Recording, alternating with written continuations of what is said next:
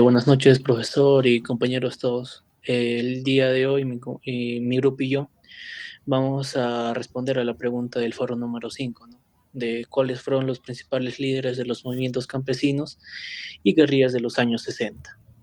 Bien, como introducción, eh, el contexto político en el Perú entre 1939 y 1968, nos enfocamos en los gobiernos de Manuel Prado, José Luis Bustamante y Rivero, Manuela Odría y Fernando Belaúnde Terry, así como los líderes de los movimientos campesinos y las guerrillas en los años 60.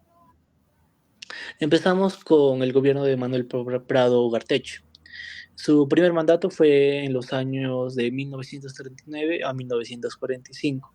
Durante la Segunda Guerra Mundial, el Perú rompió relaciones con el eje y el apoyo de los aliados, y a raíz de eso se promovió el crecimiento industrial, ¿no? Su segundo mandato fue en 1956 hasta 1962. Aquí se retornó la democracia tras el gobierno militar de Odría y se fomentó la inversión extranjera y modernización del país. Por último, las críticas por corrupción y el favoritismo hacia las élites como tal en este gobierno, ¿no? Le doy paso a mi siguiente compañero. Bueno, como punto número 2 tenemos el gobierno de José Luis Bustamante y Rivero de 1995 a 1948 y Manuel de Río, ¿no? De 1948 y 1956. Bueno, tenemos al gobierno de José Luis Bustamante y Rivero, elegido democráticamente con el apoyo de APRA. El siguiente información es intento implementar reformas democráticas y sociales. Enfrentó conflictos con APRA y sectores conservadores, lo que llevó a su derrocamiento por un golpe militar en 1948. El gobierno de Manuel Ría tomó el poder mediante un golpe de Estado de 1928. También estableció un régimen autoritario conocido como el Ochenio de Ría. También implementó políticas populistas y de obras públicas, pero también reprimió a la oposición política. Le paso a mi compañero.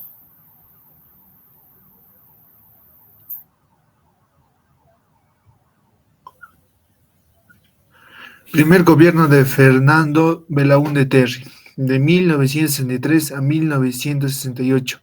Eligió democráticamente en 1963, representando una opción reformista, promovió el desarrollo de infraestructuras y la integración de la Amazonía. Intentó implementar una reforma agraria, pero enfrentó resistencia de sectores conservadores y limitaciones económicas. Su gobierno fue interrumpido por un golpe militar liderado por el general Juan Velasco Alvarado en 1968. Doy paso a mi siguiente compañero. Bueno, yo voy a hablar sobre los líderes de movimientos campesinos y las guerrillas en los años 60. Primero tenemos a Hugo Blanco, el cual fue el líder campesino y trotskista que encabezó las luchas por la reforma agraria en la convención Hilares, en la región del Cusco. Luego también organizó sindicatos campesinos y promovió la toma de tierras. Luego fue arrestado y condenado, convirtiéndose en un símbolo de la lucha campesina. Luego tenemos a Luis de la Penta Uceda, el cual fue el fundador del movimiento de izquierda revolucionaria, el MIR, de inspiración marxista-leninista. También organizó focos guerrilleros en diversas regiones del país en el año de 1965.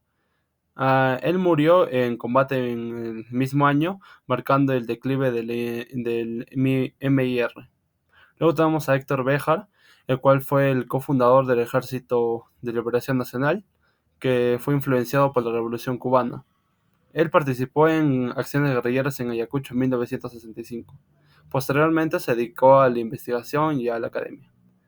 Luego tenemos a Javier Araúz, el cual fue el poeta y guerrillero que se unió al Ejército de Liberación Nacional, muriendo en un enfrentamiento con las fuerzas del orden en 1963, pasando luego a convertirse en un mártir para algunos sectores de la izquierda. ¿Y qué nos quiere decir esto? Que estos líderes van a reflejar la lucha por la justicia social y la reforma agraria en el Perú durante los años 60, debido a que sus acciones, aunque en su mayoría fueron reprimidas, dejaron una huella en la historia de nuestro país. Eso sería todo, muchas gracias.